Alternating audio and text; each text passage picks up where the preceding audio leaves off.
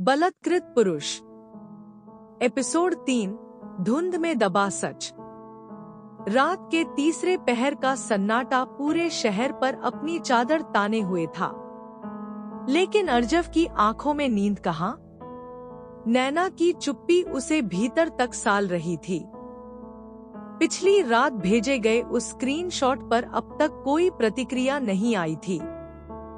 उसने शायद सैकड़ों बार अपना फोन देखा होगा, लेकिन हर बार वही सूनी स्क्रीन, वही शांत अधूरापन।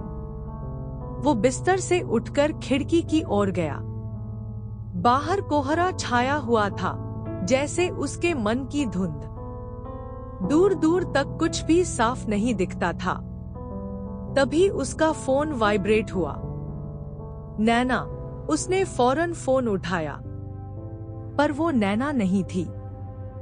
कॉल अनन्या की थी, उसकी दोस्त और रिसर्च पार्टनर। अर्जव, जल्दी यूनिवर्सिटी आओ, तुम्हें कुछ दिखाना है।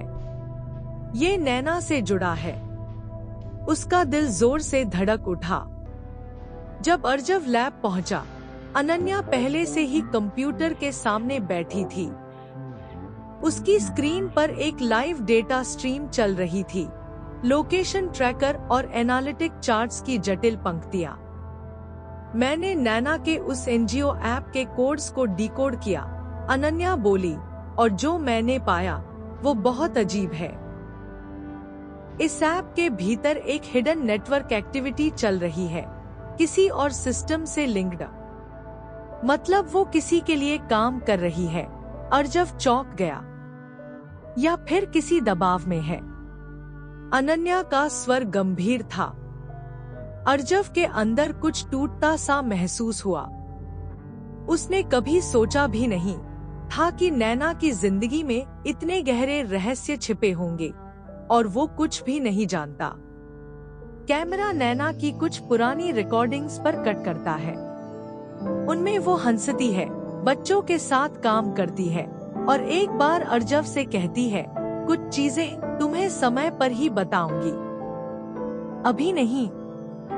अब वो लाइन अर्जव को सुई की तरह चुभ रही थी। वो अकेला पार्क में बैठा है। रात गहराती जा रही है और कोहरा अब उसके चारों ओर फैल गया है। लेकिन उसके अंदर जो घना धुंध है, वो और भी खतरनाक है। क्या मैं उसे कभी समझा? वो खुद से पूछता है। इसी बीच अनन्या का मैसेज आता है, लोकेशन मिली है। वो बाहर के शहर में किसी रिसर्च फैसिलिटी के करीब है। अर्जव अब और इंतजार नहीं करना चाहता। वो नैना को खुद ढूंढेगा, उसके सवालों का जवाब लेगा, लेकिन अब एक प्रेमी की तरह नहीं, बल्कि एक खोजकर्ता की तरह। उसने फोन उठाया, नैना की प्रोफाइल खोली, और एक अंतिम बार वो सुनहरा नेकलेस देखा। इस बार तुमसे आंखों में आंखें डालकर बात करूंगा, नैना।